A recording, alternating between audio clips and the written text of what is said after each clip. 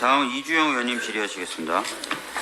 네, 개혁신당 이주영입니다. 보건복지부 장관님, 네. 지난주에 있었던 공청회 수급추계위원회 관련한 거 내용 보고 받으셨죠? 네, 받았습니다. 그 쟁점이 크게 독립성, 전문성, 그리고 의결 권한을 어떻게 할 거냐가 있었는데 지금까지는 공청회 내용상으로는 쟁점 중에 해소된 게 거의 없는 것 같은데 장관님 의견은 어떠세요?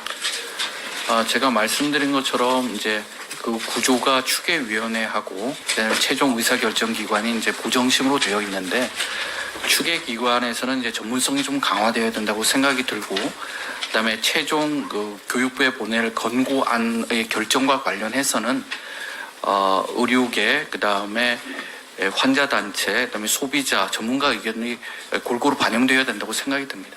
지금 장관님 답변하신 내용으로는 사실 지금까지의 보정심 결정이나 의계특위의 구성과 사실 큰 차이가 없어 보이거든요. 그러면 과연 이게 앞으로 의료계와 논의를 함에 있어서 발전적인 단계라고 할 수 있을지 좀 걱정이 되는 부분이 있고, 이게 환자 의사를 자꾸 단체 간에 이렇게 대척점에 있는 걸로 인식을 많이 하고 계신 것 같은데, 보건복지부의 전체 기조가 기본적으로 환자와 의사는 원팀입니다. 네. 돈 상관없이 최고의 치료를 받고 주고 싶은 게 환자와 의사는 생각이 똑같아요. 근데 거기에 대해서 우리가 다 돈 걷어서 공평하게 나눠줄게 해놓고 돈을 쓰기 곤란하다 하는 건 사실은 정부인 거죠. 그런데 이거를 애매한 집단을 다 모아놓고 거기서 논의가 안 되고 있으니까 우리가 책임질 수 없다는 식으로 계속 발언이 나오는 것에 대해서 굉장히 유감이고요.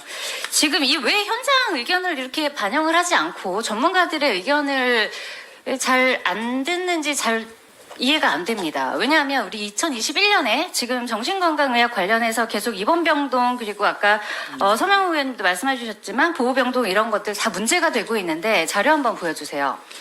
지금 입원 가능 병상수 종별 현황을 보면 병상수 합계가 5년 동안 15% 가까이 감소를 합니다. 근데 그 중에서 환자들이 가장 가깝게 이용할 수 있는 병원 정신과, 의원 정신과에서는 병상수 거의 90% 감소했죠.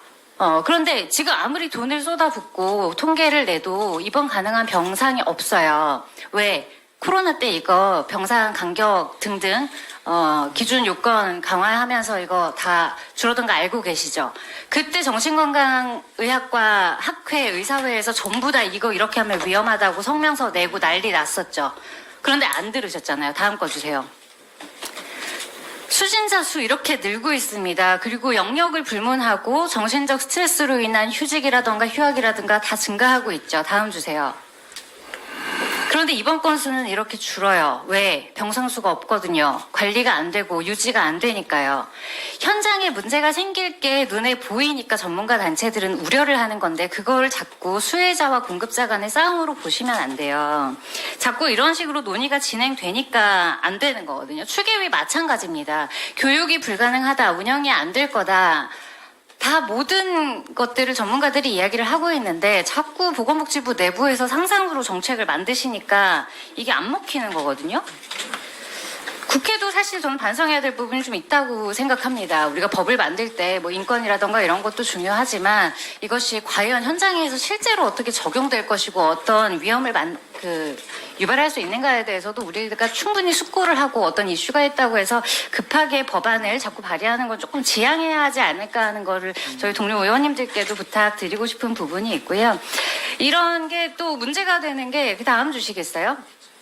지금 여야 할 거 없이 계속 나오는 게 중증외상센터 지원금 문제죠. 근데 지원금 이거 추경 아무리 해서 아무리 쏟아부어도 이건 문제가 해결되지 않을 겁니다. 왜냐하면 이번에 이게 모 병원에서 발생한 사건인데 이 응급진료 후에 보호자가 나타났어요. 근데 보호자와 이제 환자가 좀 특수한 관계에 있다 보니까 뭐 설명에 제한이 된다 이런 설명을 하는 과정 중에 보호자가 의료진에게 폭행을 행사하는 사건이 생깁니다. 그런데 이게 보호자에게 설명하는 과정이었기 때문에 응급진료에 해당하지 않는다는 사유로 경찰이 이거를 단순 폭행죄를 적용을 해요.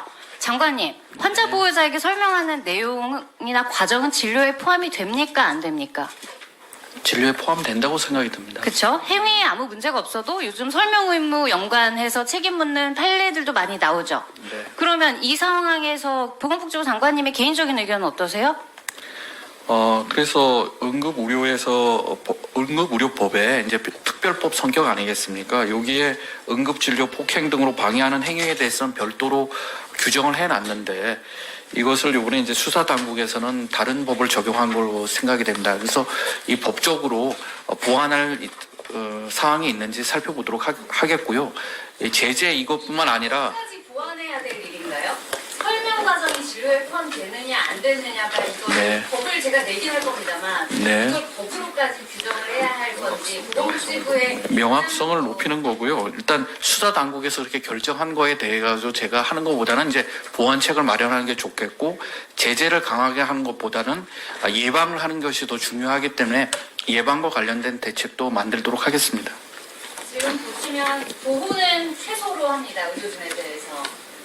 그런데 책임은 최대로 묻고 있어요.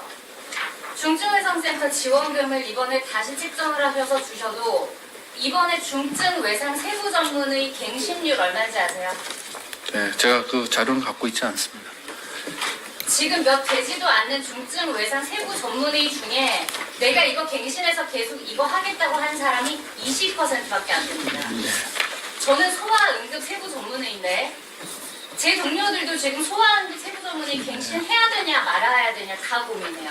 돈만의 문제가 아닌 겁니다. 어떤 식으로 핵심 의료들을 다시 살릴 수 있는지 보건복지부 차원에서 좀 더 심도 깊게 고민해 주시기를 부탁드리겠습니다. 이상입니다. 네.